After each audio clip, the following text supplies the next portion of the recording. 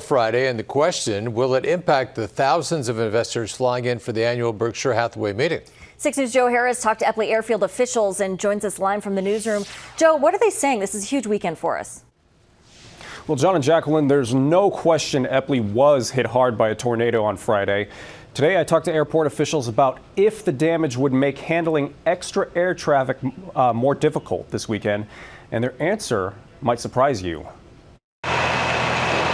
This twisted and broken metal is what's left of some of the planes and shelters after a tornado tore through Eppley Airfield Friday. The primary area damage were the T hangars directly behind me that sustained significant damage. There were a number of other hangars in the general aviation area that are owned and operated by private entities, as well as some airport hangars that received, again, varying degrees of damage. McCoy says the twister destroyed 4 hangars and damaged the 27 private aircraft housed in them, some of them significantly. They're still doing preliminary estimates of damage at Eppley, but they expect it to be tens of millions of dollars. Despite all that, McCoy says everything should go on as it always has for this weekend's annual Berkshire-Hathaway shareholders event. This weekend is typically the busiest in terms of overall aviation activity and passenger activity for Eppley Airfield throughout the entire year. McCoy feels whether people are coming in via private or commercial flights, last week's storms will not hinder operations. And he says that's because the tornado, while damaging, did not impact a wide area of the airport. Runways and taxiways are completely unaffected,